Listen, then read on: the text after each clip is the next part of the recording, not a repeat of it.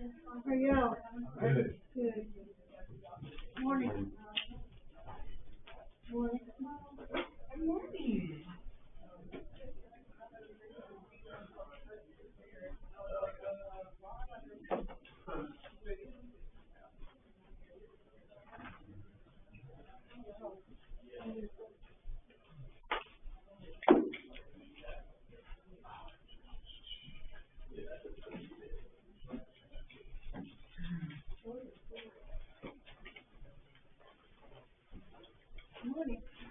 Congratulations. Yeah.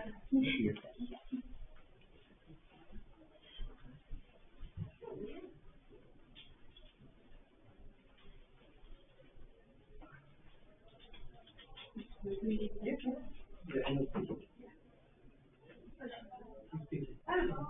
make a sandwich here.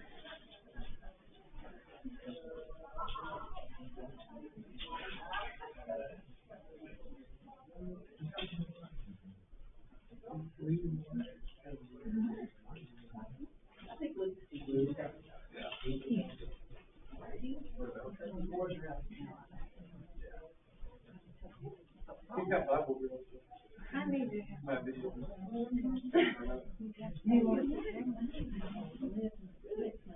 What are we learning?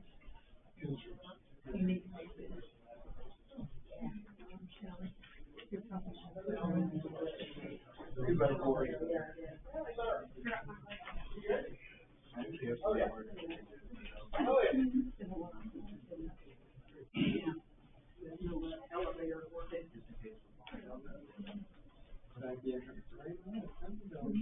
Guys are off the flag. There you go. We're waiting for you. Really good for him. Oh, thanks.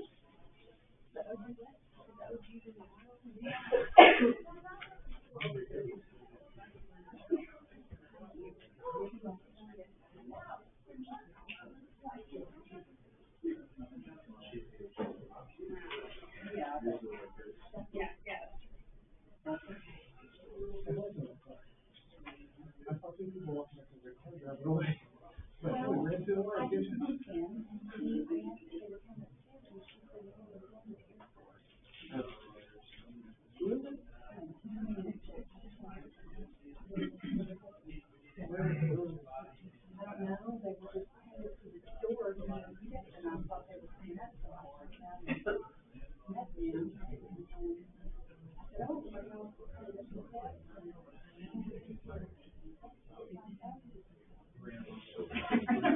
I guess I ran off.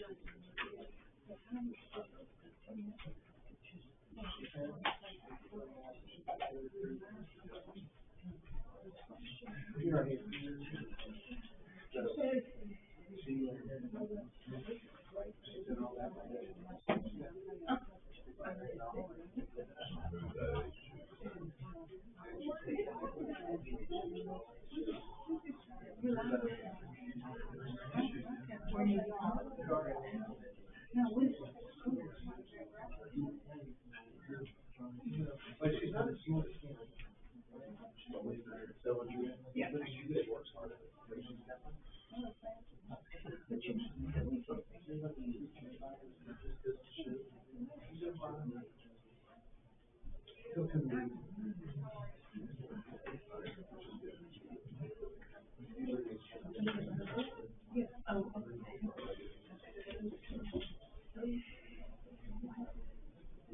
Yeah.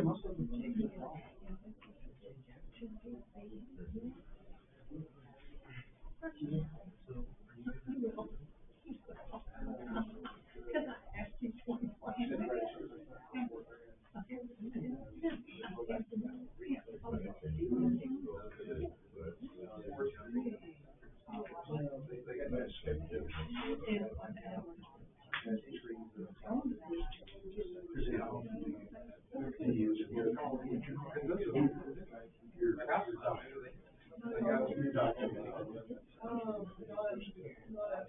had a friend, he was part of me, he used, but so many times, get all those doctors, we were going to him and Teresa, he was meeting with doctors. It's funny with this weird, like, we have our doctorate. I know that. I know, no, they had doctors over here, yeah, but he was trying to sell drugs. He was at it, so I said, something happened.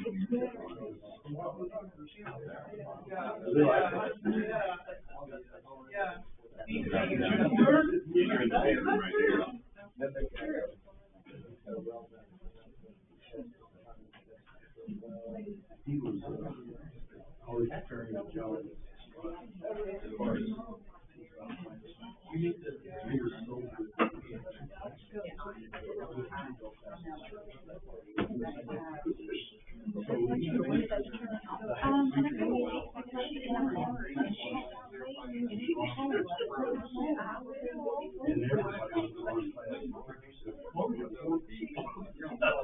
I'll take it.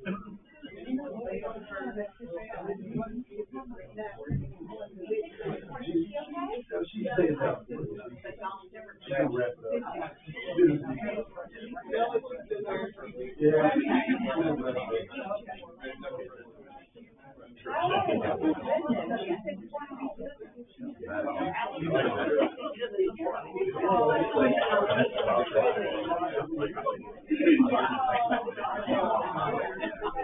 I think it's too much fun.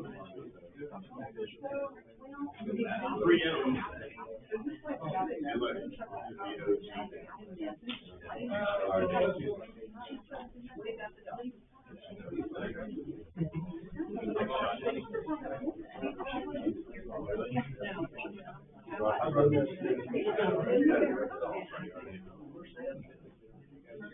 Yeah. Yes.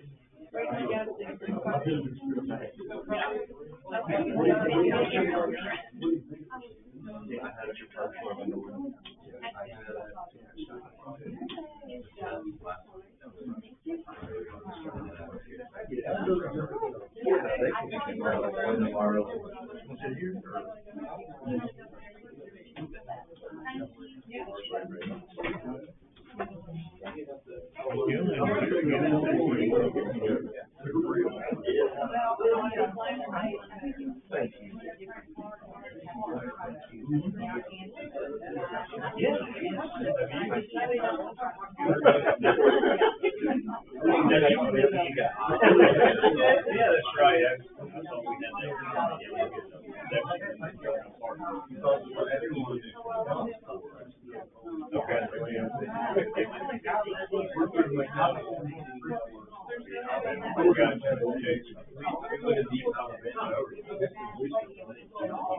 Okay, yeah, you just got right over. Oh, no, but I mean.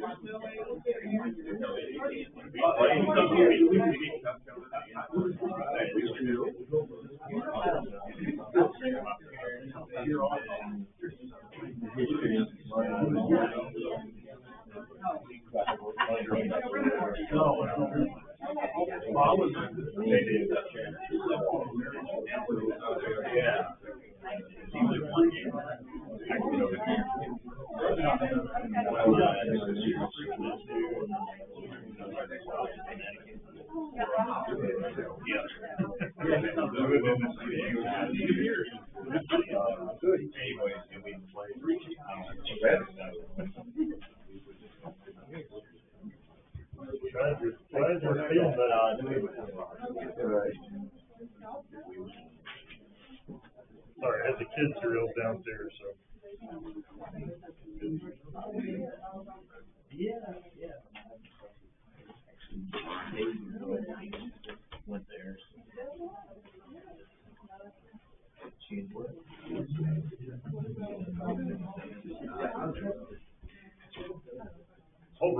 tip. Yeah. All on that side. All right. All right, good morning, everybody.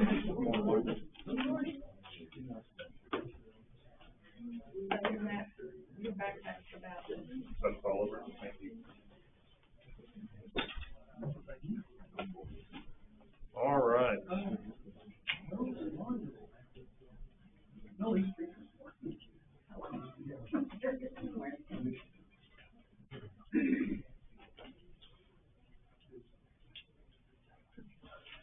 All right, good morning. Brian, you mind saying a prayer for us real quick, and we'll start class? Glorious Father in heaven, we are thankful that you have given us this day that we can hopefully glorify and honor you in all that we do. We're thankful for the time that we now have to focus our minds on the joy that we have as being in relationship with you and in relationship with other Christians, and the joy that we have of being able to know that you are in control of everything, and that if we are obedient and faithful to you, we will have joy beyond all measure. We ask that you'll please be with us as we go through this study. Help us all to look for applications in our lives where we can improve our service and make things more pleasing to you. And these things we pray in Christ's name. Amen. Amen. Thanks, sir. All right, today we are talking about building joy. It's our last week, week of the class. Appreciate everybody participating in this. We had actually planned on this being a review week, but due to snow and the flood and whatever else that we had, the downstairs flood, I can't remember. We got behind a little bit. I think there might have been something else in there, but which is good. I'm not exactly sure how we would have reviewed all this necessarily anyway. So we'll just finish up with building joy. We've done some other classes. One of the hard things about this, I think, is we've done building enthusiasm, building desire, and then building joy. And I think sometimes it's kind of hard to separate your conversations about all those things necessarily, and we don't have to. I don't think I don't want to arbitrarily separate those things, but that's always something that kind of makes it a little bit more difficult in talking about these things. But anyway, one of the ways I've kind of approached this is just how that word is used in the Bible, and sometimes that kind of helps to naturally differentiate some of those things. So when we think about the word joy, I just want to start with kind of I didn't do a really great job of organizing all my thoughts today, and a lot of this I just kind of want to see, get some more natural conversations about these things. To start out with, what are some verses? Can you think of some verses in your mind right off the bat? And this rules always apply in Bible class. You don't have to know the chapter and verse and quote it exactly. If you can get a few parts of it, usually, but we put everybody's minds together, we'll come up with it. So there's something that stands out to you, or maybe one that you've thought of that is kind of special to you, that speaks about joy. What's that? James. Okay. James 1, count it all joy. Yeah, I think that's a really important one. And I actually did this on my concordance and just got every verse in the Bible that mentions the word joy. There's a lot of more than I thought. Count it all joy. Okay. When you do what? Encounter various trials, right? So that kind of makes joy tricky right there, right? Already right off the bat. I think that's one of the key passages that talks about joy. There's a lot of it just talk about rejoice when you go somewhere in the Old Testament talks about that.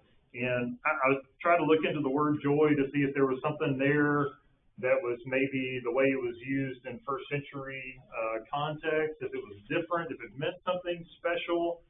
I couldn't really tell that there was much other than the way that we use joy.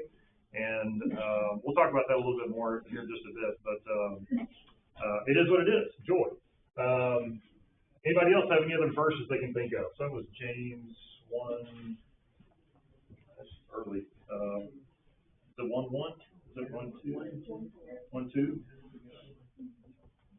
if we have the complete, we'll get that. Anybody else have a verse that stands out to them about joy? Okay. Is that, rejoice in the Lord always? Okay. You know, and I didn't even put in rejoice. Yeah. Cause that's like a whole nother, set of verses, but, that doesn't mean I did that more because I had to kind of condense it in some way. But that doesn't separate it. It's the same root words as far as I could tell. And I think all those things apply, so. Paul was in prison when he said that. Yep, that's right, yeah, Philippians is one of the prison epistles, so, yep, gives a little context for that. Him being born, I mean, that was a joy, right? Unexpected. I talk about, Jesus, there's some specific, verses surrounding Jesus' birth. Let's see if I can just quickly find those.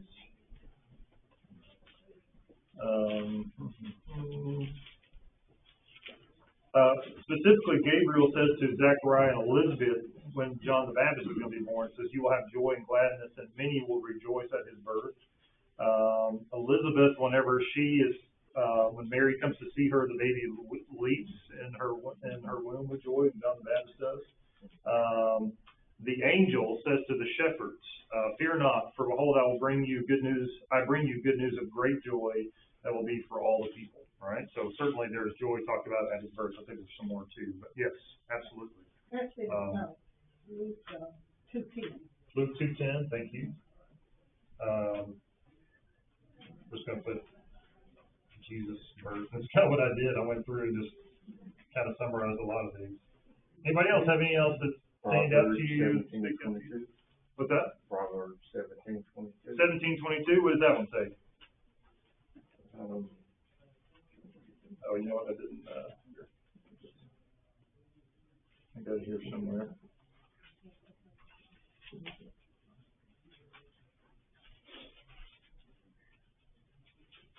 Well, if you know the verse, we can just go there. That'd be easier. You remember what it says about joy?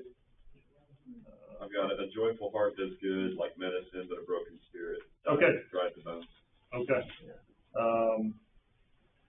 Joyful heart. Okay. Anybody else? Anything? There's one in 3 John, 1:4, it says, "Have no greater joy than to hear that my children walk in." Okay, that's one of the ones that I found. Children walk in the truth brings great joy.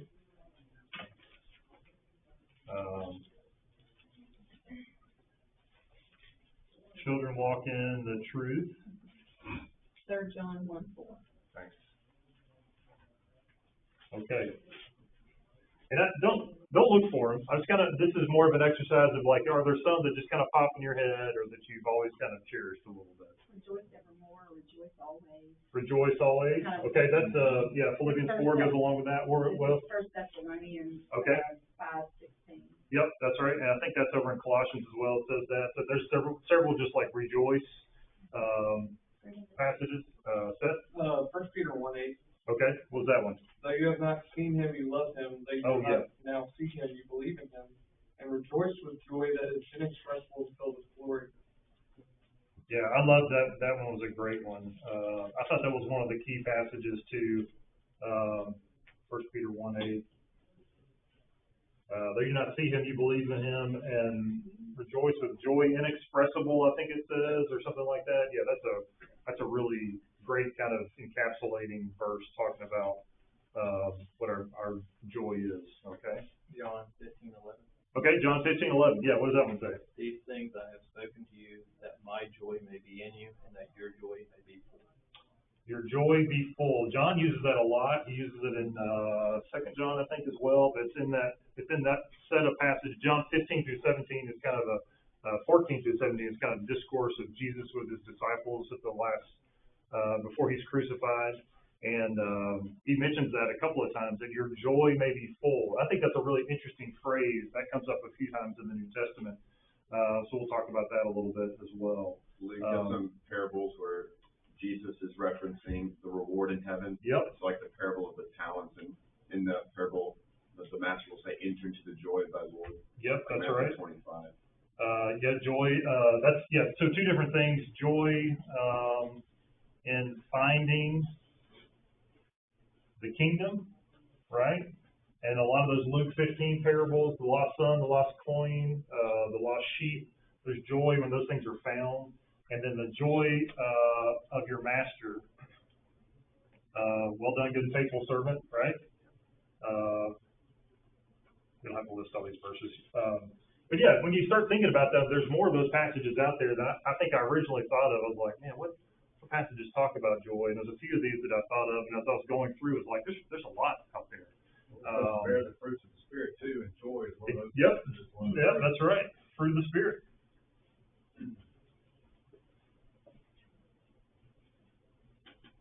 All right, and you can see that even just in this small context here, this is not exhaustive by any means.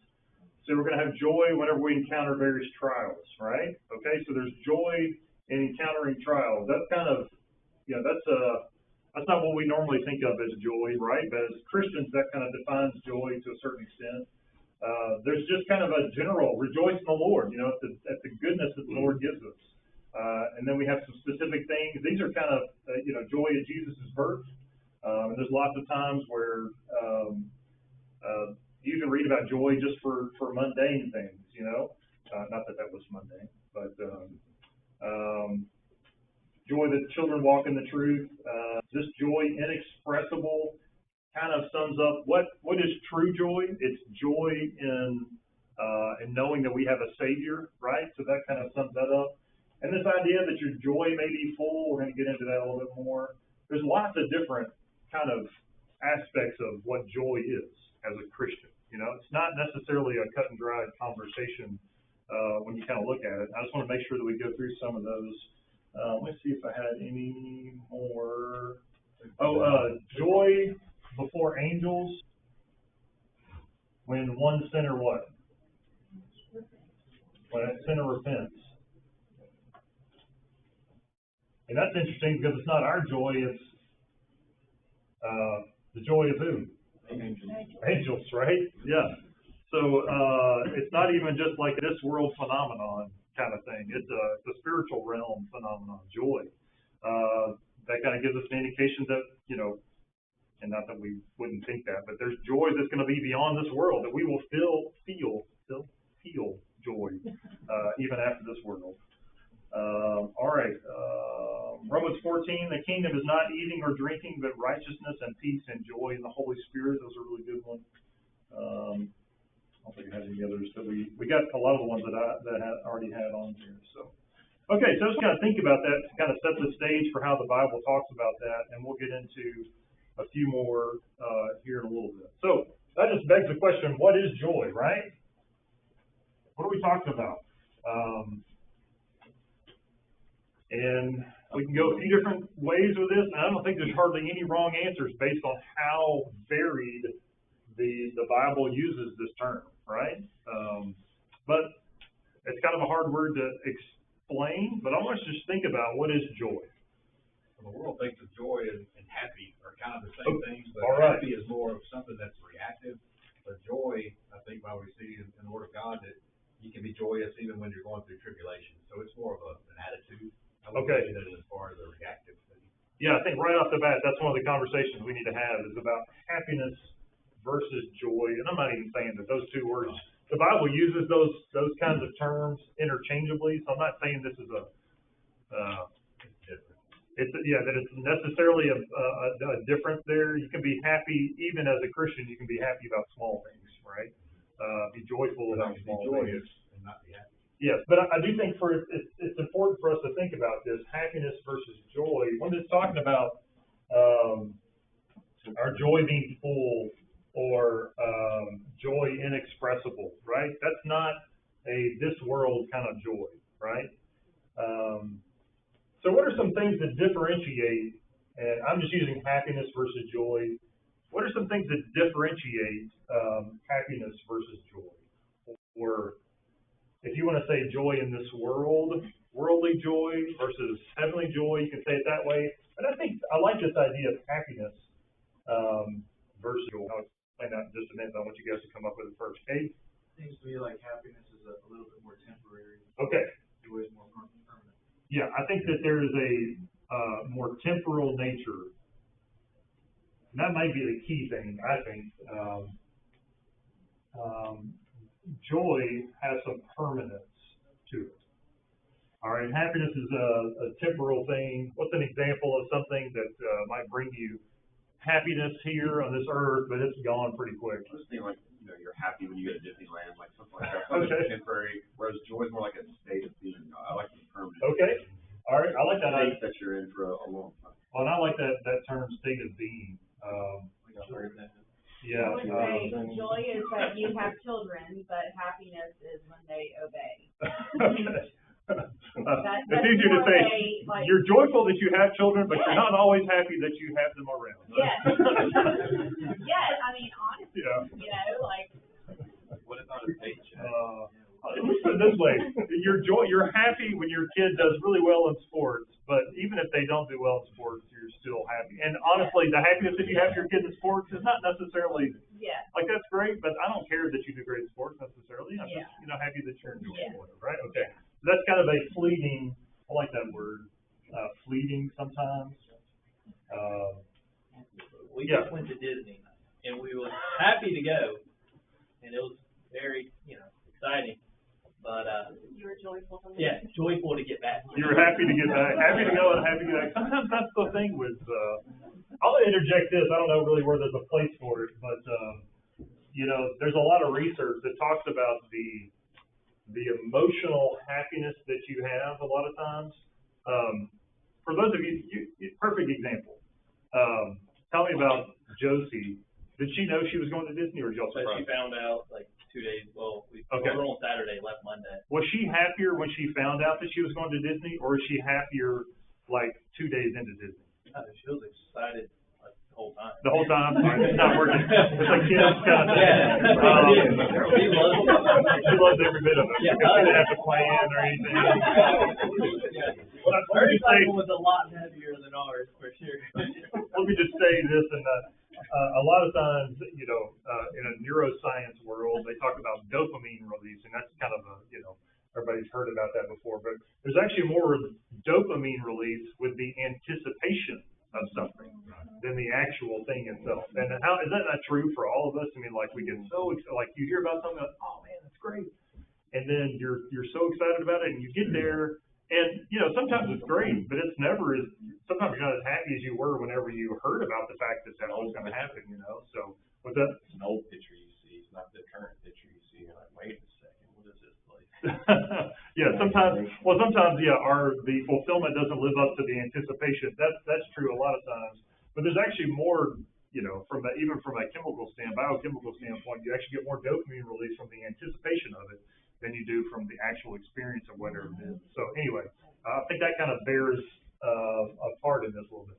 Eric. The funny thing is how it differentiates between people. So like, I am very joyful when my children move out, right? And don't say it the wrong way. I love my kids, but it means that hopefully we have prepared them to be productive members of society. They get to go, they get to do this, plus they move out, which is always it's just a good thing, right? We get to go visit them. Well, Cecily is joyful that they have matured and grown up to the point where they can do that. She's not happy that they're moving out, right? Yeah.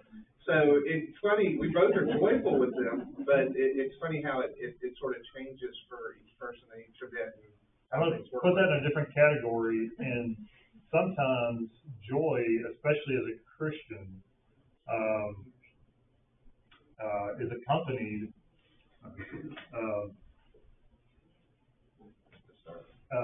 is part of that is sorrow, right? Can you think of an example of something that is going to bring you godly sorrow, maybe, or just sorrow in general, but it can also be a joyful thing. Passes away. Right, yeah. When a Christian passes away, that's sad, and that is meant to be, death is a consequence of sin, and I think sometimes we almost go overboard with, you died, you get to go to heaven now. It's like, death is supposed to be, it's supposed to be a thing that hurts because it's a consequence of sin. And death is talked about that in the Bible that way, which is why the victory over death is such a great thing. But there's a lot of those times where we're really sad that they're gone, but we're also joyful that, a lot of times that they don't have to suffer anymore, even from a physical standpoint. We also have suffering with that. I think that's a perfect example, right? you want your kids to leave your house, right? Because something's gone wrong if that never happens, right? And you can be joyful about that, but also be very sorrowful about the fact that that has to happen, you know? So I think that's a great example. Maybe the perfect We example. celebrate joy and sorrow every first day of the week with the Lord's Supper. That's right. We're sorrow that our sin caused Jesus to die. Yeah. But at the same time, we're joyous that he did die for us and he raised to give us salvation. That's also a very, very, good example of that. A passage that bears that out, Ezra chapter 3, verse 12. If you remember, whenever they come back from captivity and they see that they rebuild the temple, right? And there are some of the captives there that had seen the old temple, right? And it talks about this mix of some people were looking at this new temple. Was everybody happy that there was a new temple? Yes, because had not been a temple before that, right? That had been destroyed, right? But also a lot of them were weeping because they remembered the glory of the first one. And of course, all that went along with that, the reason that we don't have that temple anymore is because of our disobedience, right? And so that's a very joyful time, but at the exact same time, it's a very sorrowful thing, you know? So I think that kind of setting in the Bible kind of bears that out as well. So yeah, I'm glad you brought that up, Eric. I think that's a really important part of joy to talk about. If anybody else has anything to think about with that, let me know. Anything else about this happiness versus joy? I had some other words, just sometimes happiness is fun. Maybe we think of joy as more satisfying, right? What's something that's, again, this idea of just fun? Fun is tempting. It's tempting to want to have fun, right? My kids say that all the time. Yeah, but it's not fun. It's like, yeah, but if you do your homework, then you'll be smart and you'll learn something. You'll have a job, you can feed your family, and you'll have more joy eventually, right? I tell them all the time, my job is not for you to have fun. My job is to turn you into a good young man so that one day you will be happy, right? You're foregoing the happiness right now so that you'll have a happiness that lasts a little bit longer, right? Faith without works is dead. Okay, yes, faith without works is dead. That applies there too. What are some other things that are just, that you think of that are fun? I think a lot of times of comedy. Have you ever heard the phrase that a lot of the best comics are comics because they have had a lot of trauma in their life or a lot of sorrow in their life? Think about Robin Williams, who killed himself. I've heard that a lot about him. He had a lot of trauma in his past, a lot of depression and stuff that he was going through. If you ever see that guy, I mean, he is nonstop fun, right? Just like all the time, just throwing off things, crazy. You think this guy's the happiest guy in the world, right? But it's covering a lot. A lot of times, this kind of fleeting happiness, this kind of fleeting fun. I think that's kind of the best word for it. That fleeting fun that you see is something that doesn't have a lot of foundation to it. It's not lasting. Not much depth to it, right? So I think that's another important concept. That's not to say, and this is where it's kind of confusing. That's not to say that we can't have fun as Christians, right? Not to say that God doesn't want us to ever laugh at anything. And I think that sometimes that's a hard balance to strike as Christians, because just like what was the first obstacle that Ryan talked about this morning, you know, and people, whenever we're trying to preach the gospel to people, sometimes one of the reactions is, I guess that means I don't get to have any fun, right? And I think that's a hard thing to explain to people, because you have to sometimes redefine what your idea of fun is. Leaving the world and becoming a Christian, you have to definitely redefine it. You should redefine what your idea of fun is, right? That's no fun. I don't live that life. That's right, yeah. And a lot of times we don't, and I think there's a danger in saying, oh, well, you can still have fun with your friends, you can still, like, go out with your friends, just don't drink when they drink, right? You know, technically that's true, you know, but what's the permanent thing within that? What is it that's actually fun, and what is it that's actually going to be more permanent, that's going to have some depth to it, right? And I think that whether you're a Christian or not, you can have fun by spending time with your family as a non-Christian, right? And as a non-Christian, you may understand that that's a good thing, right? And that you feel better spending more time with your family than you do going out and getting drunk, right? Because what happens the next day? I'm miserable.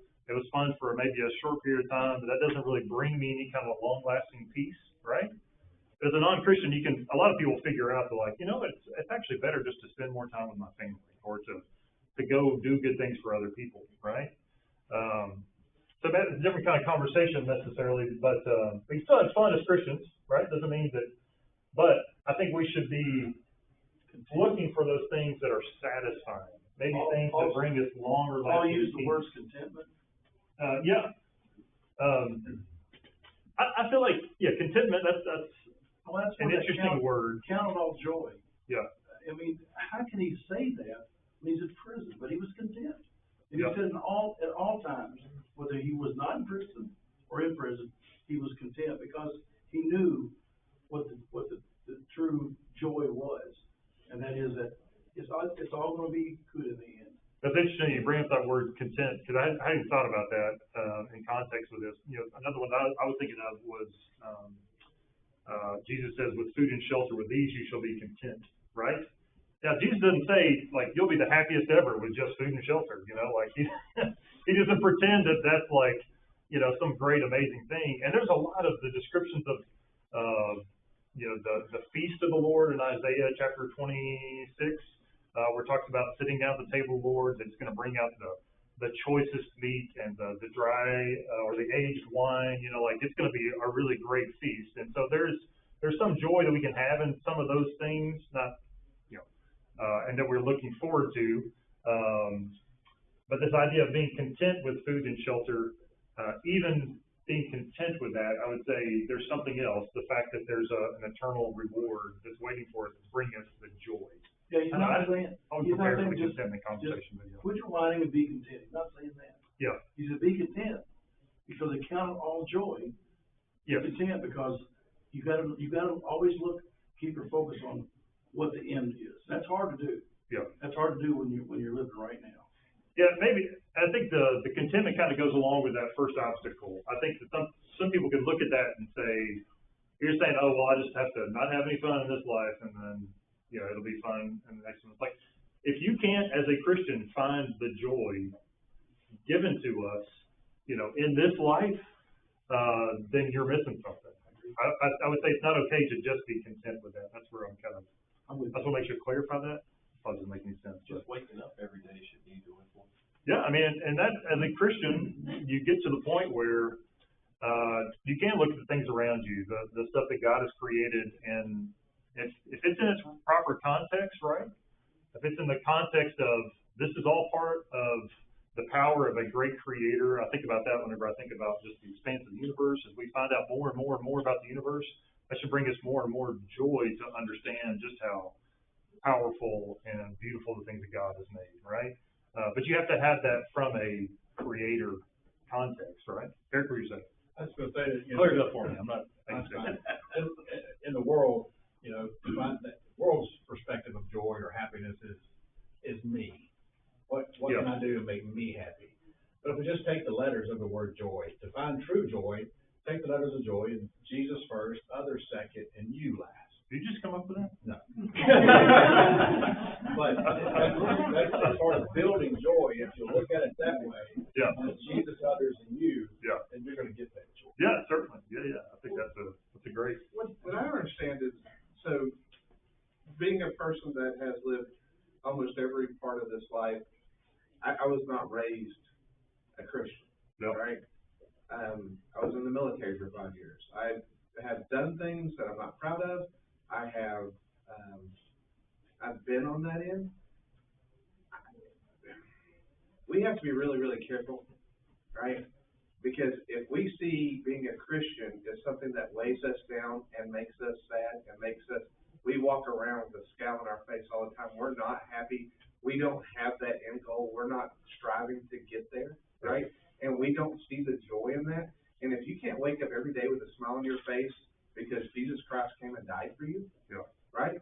If you can't walk around and you can't be happy, right, because of this life and what you're doing and what your goal is and what everybody else has done for you, if you can't be content, if you can't have those things, and people see that, they're not going to want to be a Christian if you don't if making a Christian makes you so unhappy, why would they ever want to do that, right? And we're supposed to be lights and examples, correct?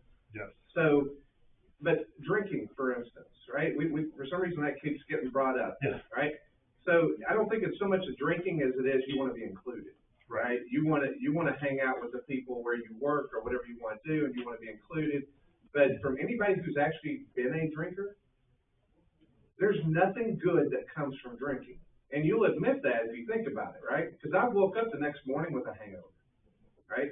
I have not been able to drive home because of how I am, the loss of control that I have on my body, blah, blah, blah, blah. None of that's good, right? I don't think there's anybody out there, and unfortunately there are people out there, but it's other factors that are driving them to this, that are making them do this, where they go, I want to go get plastered tonight so that, you know, I can't think straight, I can't drive, in the morning I'm going to feel like crap, right? Yeah, that makes me happy. Let's do that, right? I mean, you're right. I don't want to have a wife and a family, because if you drink like that on enough faces, you won't have that. That'll go away, because not everybody's going to put up with you, and they're going to. So when we define happiness, when I define happiness, it's not going out and drinking. Yeah. When I was young and stupid, yes, because I was young and stupid. And I think you hit on something there with the being included part, because probably there is something that's enjoyable about that, and probably most likely it's being with others that are also going out and doing that. But the really important thing about that was being with others, not being with others that are drinking and drinking with them necessarily.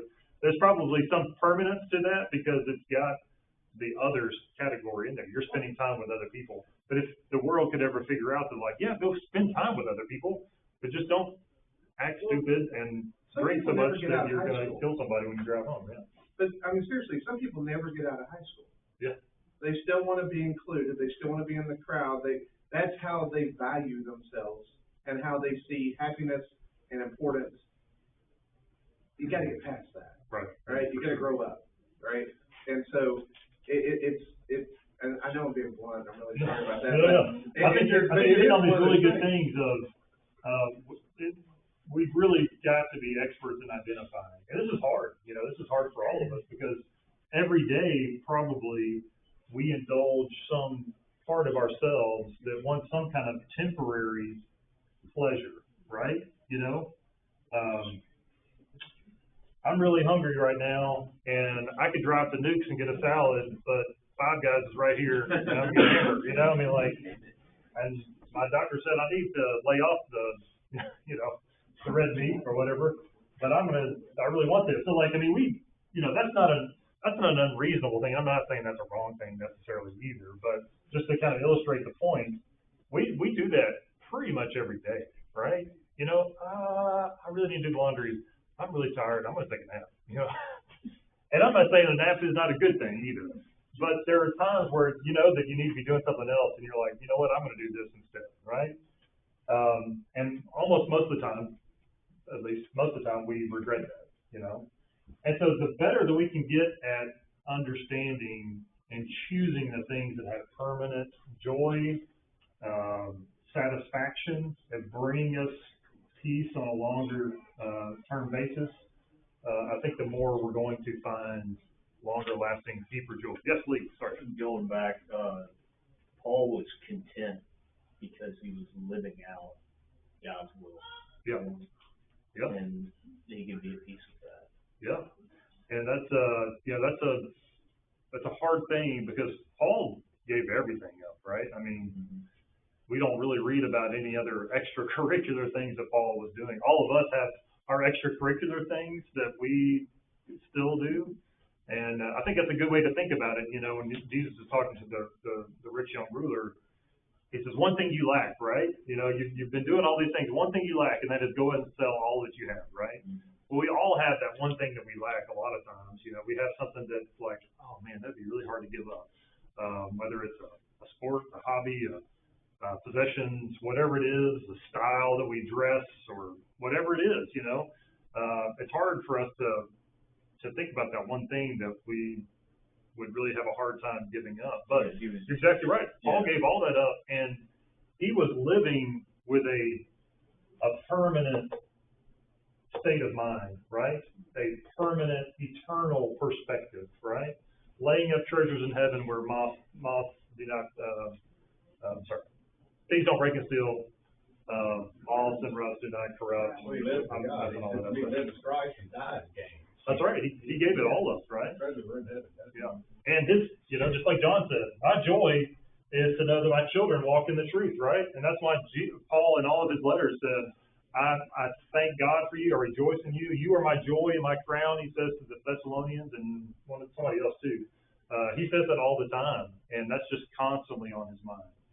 And it's hard to live in this world and then completely change our focus to where the things that bring us joy are only things that are glorifying to God, right? That's a hard thing to completely go to. Stephanie. I wanted to add to what Eric was saying. First of all, I really appreciate your honesty. Like, I love it, and I think a lot of people need to hear more of that. But the second thing is, when someone is using alcohol or some type of substance abuse because they're trying to mask their reality, they're trying to find an escape from their actual reality. And the way I look at it is, our bodies are a temple of the Holy Spirit. And we want to take care of our bodies and our brains the best that we can through nutrition, exercise, counseling if you need it. But there is a neurologist that I follow on Instagram. He is amazing. His name is Dr. Amen. And he, with Amen Clinics, but he does brain scans of people who use alcohol and use drugs, or even not even that much, like very sparingly. And, the scans it's amazing because the parts of the brain that are actually dying, they always say, is your brain on drugs? Wham! Any questions? That old commercial, it's very true. Yeah. You'll see a lot of black matter in the brain scans, and which eventually leads to, dementia, Alzheimer's, Parkinson's. It's all linked together. So what you put in your body is what you're going to become.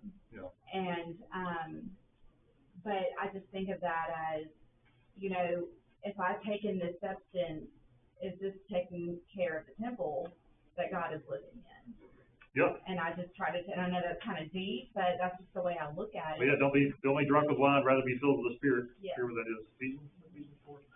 But anyway, I think what you said also is that a lot of times people who are using alcohol are trying to fill something, right? They're compensating for something, right? They're trying to separate themselves. They're searching for the joy. They're searching for joy, right? And I think that's something as Christians that we need to capitalize on the world. We need to be experts at seeing that in other people. Is because just about everybody that doesn't know Christ is going to get to a point in their lives where they realize, man, something is wrong here. They're searching for something. Acts 17, God has put himself within our hearts that we may grope for him, that we may search for him. So I think God has put within us this need to go find him, right? And people are searching and they're finding alcohol, they're finding, sex or whatever it is, joy, pleasure of any kind to try to fill that, right? But we can offer the one thing that actually will bring them true peace, true satisfaction with that, and that's Christ, right? Sometimes people need help with finding that new joy if they're coming out of the world. Yep. And it's like their joy used to be going out and partying and drinking and doing all this stuff, but just helping them find that real true joy, that life. And it's really hard for us sometimes to offer that because what's the replacement that we have for them? Count it all joy when you suffer a lot of trials, you're not happy doing all that stuff, but come with us and you'll get persecuted. It's not great, Sometimes that's hard. It's not like everyone's all right. No, but what's that? Yeah, but I think the thing is that when you can find people that they're at their low spot, they are primed to be looking for that, right? And that's the time that we can step in, because a lot of times they have gone through, they're going through the Rolodex of pleasure after pleasure after pleasure, fulfilling thing after fulfilling thing, and they're just not finding it. And that's when we can help step in. It's like, look, I know there might be some trials that go along with that. But it's still, and I think there's a lot of trust Not in like it. they don't It have takes a lot of trials. trust to understand. What are you saying? It's not like they don't have any trials now. Yeah, that's right. Yeah, you got plenty of trials. You don't have any, none of your family is with you anymore. You're on wife number 3. You're, you've got 3 DUIs, whatever it is, So, to replace those trials, the trials are still gonna be there, but at least now you'll have joy, right? That's a good way to I put think that, just right? showing them what healthy friendships actually look like and healthy behavior looks like day to day. And even if you just like, hey, we're having some friends over, we're just gonna play some card games. Yeah. And, just stuff like that, just like, or, hey, you wanna come over for coffee? I think just really building that connection with them. And they'll eventually see that, ooh, I think I do like this a little bit better, but you have to be patient with them. You can't just like. Yeah, have people ever come up to you and said, why are you so happy? Has anybody ever said that to you? Like, what is it that you have? I had a guy ask me that one time. What do you have? I was like, man, what are you talking about? Like, I had no idea what he was. He kind of hit me out of nowhere. I was like, what is it that you have? I'm like, I'm actually pretty grumpy today, but. It's kind of like things don't seem to get you down. Yeah. And a lot of that's just my personality. I kind of gloss over things pretty easily. But I told him, and I was proud of myself for kind of landing on this. Of like, it's Jesus, man. And it's like if you think about it, if you can relate that back to what you're going through, like people should realize that in your lives there's a stabilizing force within your life, right, that keeps you from just getting completely down. And when bad things come up, you say, you know what, it's okay. We're gonna persevere. We're gonna get through this. People should be able to recognize that about you, and we should be good at that. That's happened one time. I don't want to brag about that. That's a great point. I think that's something that we need to be ready to say. It's Christ. That's the thing that's guiding me through all this, because no matter whatever trials are coming, I know that there's something greater out there, and that's a stabilizing force that brings me peace. Sorry, I'm just a hand. That's what I was saying earlier about when people see us, right? Yeah. If we're always down the dump, and everybody knows a Christian somewhere, somehow, and they walk around, they have a stinking, they're just. Yep. Yeah, right? So, Okay, I wrote that down when you said that. Yeah, go ahead. Okay, here's the thing. So, and I'm gonna brag on somebody in the spring and trying to embarrass them, but I thank God that I met Eric Eskew. Yeah. Right? And the reason why is because, and me and Eric have been friends for years, and I know everybody knows him, but if you haven't really got a chance to meet him, he's hilarious. He's so fun. Right? And he's always happy, he's always fun, he has hard times too, but me and Eric have grown up together in a matter of speaking, and one of the things is when I'm around Eric, it's a blast. Yeah. We have fun. Yeah. Right? And if you look at this church, and like people did, we used to go on UT trips. We'd take a bunch of men with us, and we'd go to UT Knoxville, but we always made sure we got to church, and we did our thing, and but we had a blast, because then there's no drinking, there's no drugs, there's no, but no need for it. you can have fun, yeah. right? But one of the topics that we would talk about is that people need to be able to see that you can be a Christian and have fun. It's like some people, when they become a Christian, they don't think they can. They're like, they have to get straight-laced and do it. There's a reason that first obstacle is a real obstacle, because they've met a lot of people that seem to not be very happy in their Christian life, right? And I would say that's a responsibility that we have. This is, sorry. Right. Exactly. I think that's people seeing you have actually given yourself to God, and you have put those worries upon Him, and that's why they see peace in you. Yeah. Right? And I think let's talk about that on Wednesday. What is our responsibility to show joy? Because we've talked about in this class that it's an appropriate thing to have sorrow, right? And to weep with those who weep, and whenever we are sad, we pour ourselves out to Christ. So what does that responsibility look like? How do we balance that? So anyway, talk about that on Wednesday. Thank you, guys.